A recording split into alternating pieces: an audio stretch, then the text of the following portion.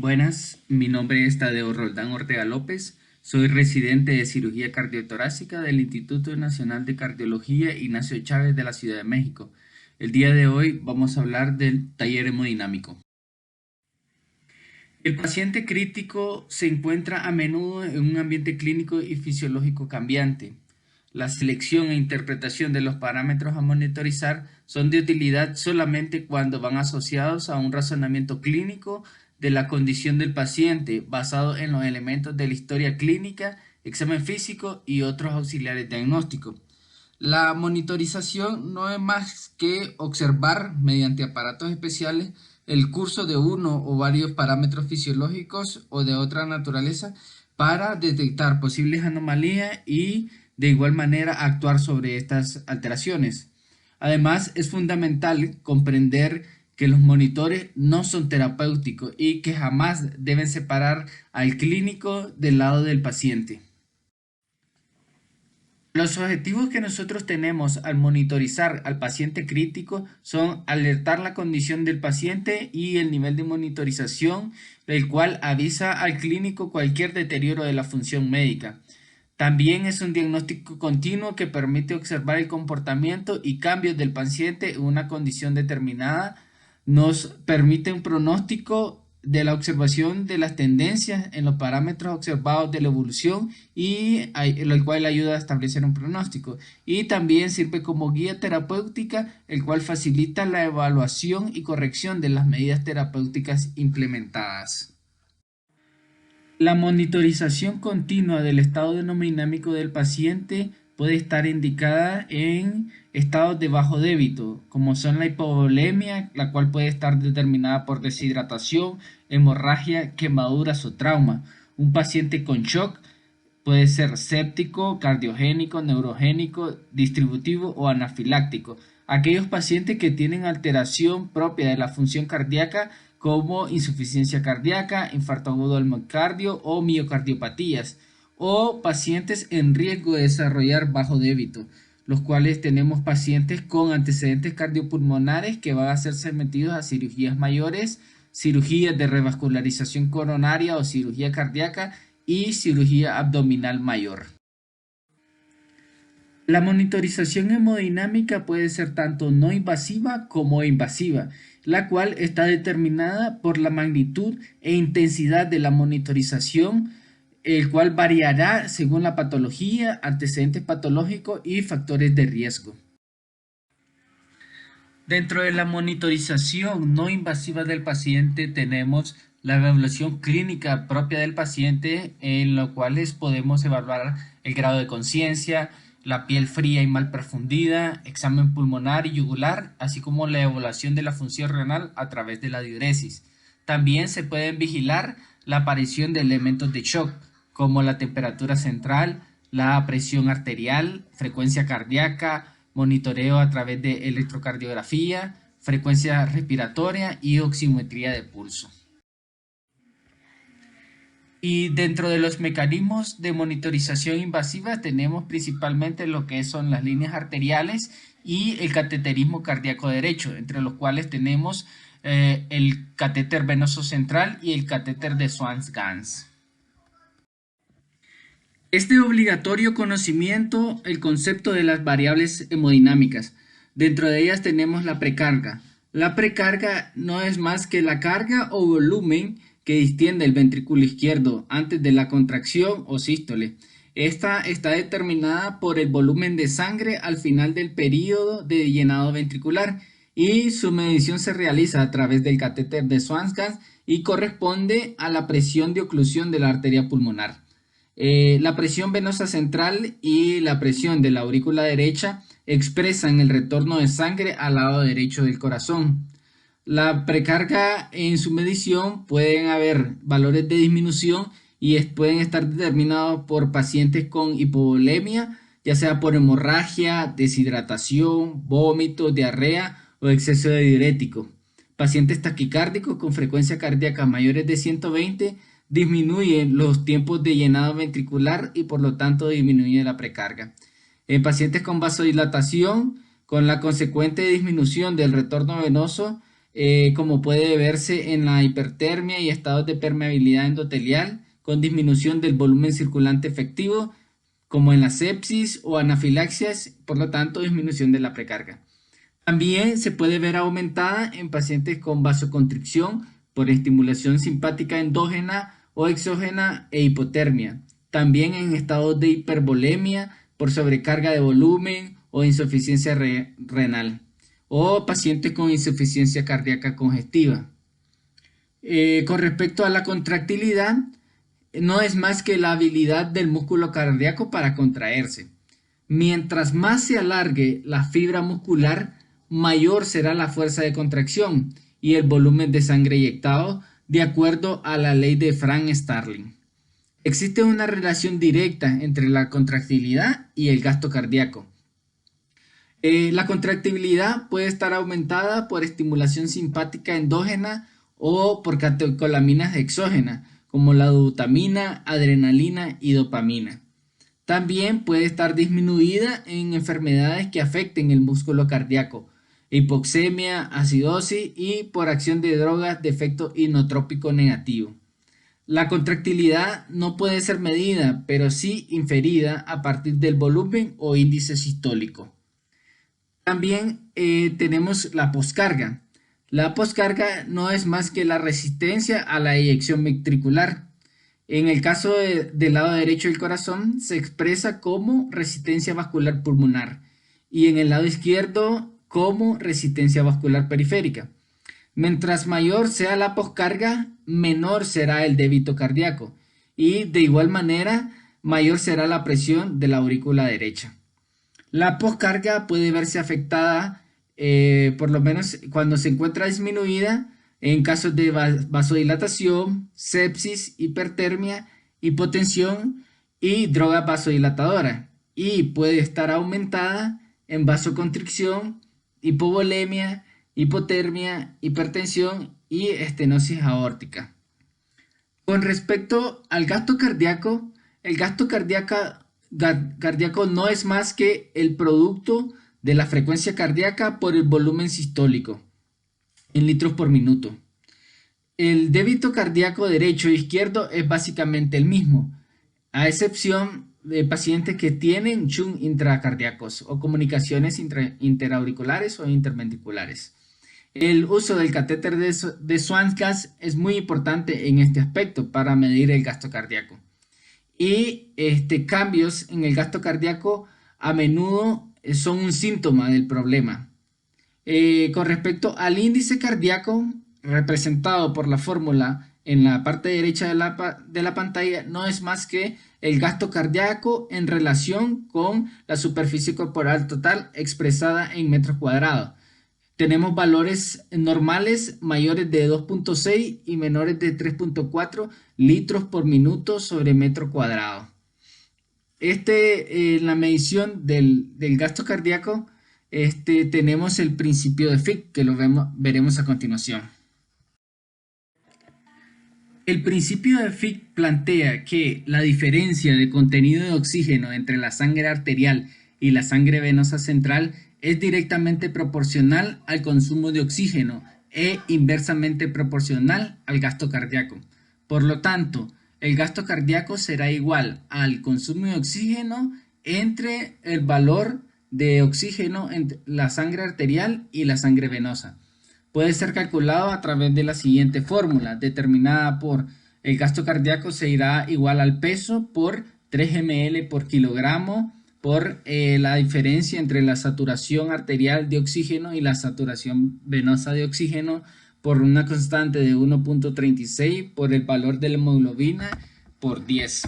El gasto cardíaco puede estar disminuido en estados de mal llenado ventricular por hipovolemia, mal vaciamiento ventricular por alteraciones en la contractilidad o valvulopatía o por aumento de las resistencias vasculares sistémicas por hipertensión, vasoconstricción, insuficiencia mitral y defectos septales.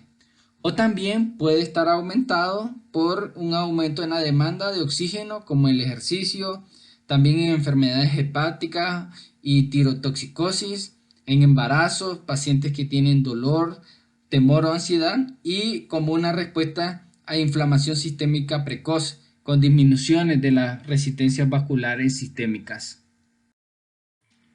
Las resistencias vasculares se obtienen a través del cálculo de la presión arterial media, presión venosa central y débito cardíaco.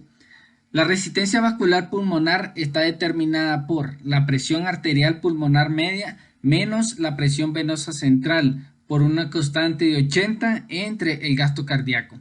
Tenemos valores normales de 20 a 120 dinas por segundo por centímetro cuadrado.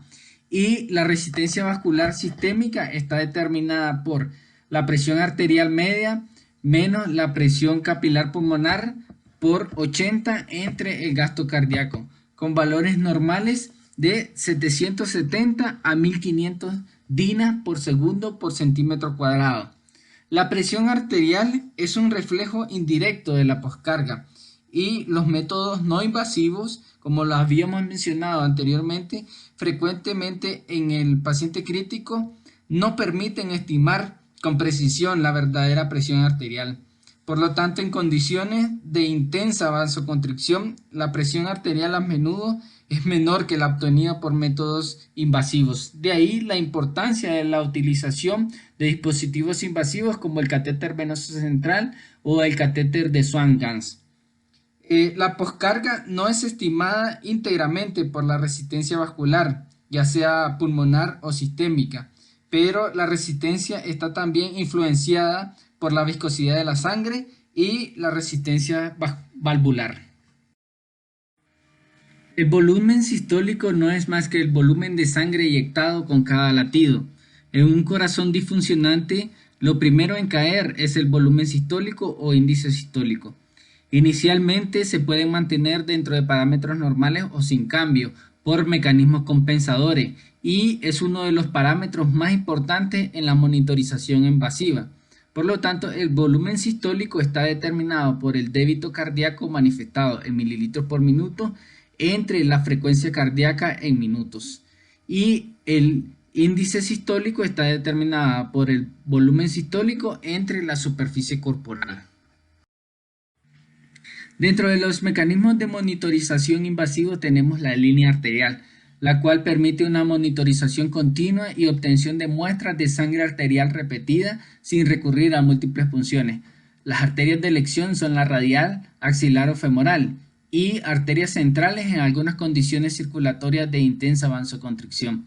El test de Allen es necesario cuando nosotros vamos a utilizar la arteria radial, el cual consiste en hacer presión sobre la arteria cubital y radial al mismo tiempo que se encuentra la mano extendida. Obtiene un color pálido y posteriormente se libera la presión en la arteria cubital.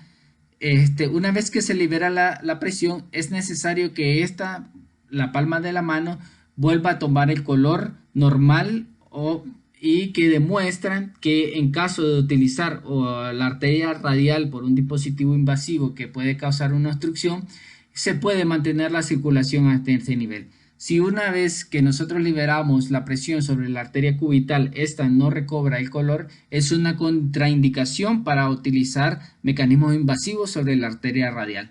Dentro de las complicaciones tenemos hematomas, trombosis arterial, isquemia distal, pseudoaneurismas arteriales y fístulas arteriovenosas, así como infección. Y el gasto cardíaco es directamente proporcional al área bajo la curva de presión. El catéter venoso central es útil para la reposición de volumen. La presión venosa central por sí sola no es un indicador de hipovolemia, pudiendo estar normal o incluso elevada en pacientes con mala función ventricular izquierda. Indica la relación entre el volumen que ingresa al corazón y la efectividad con que éste lo eyecta. El catéter de Swan-Ganz permite analizar el perfil hemodinámico del paciente y caracterizar la etiología de su hipotensión o hipoperfusión.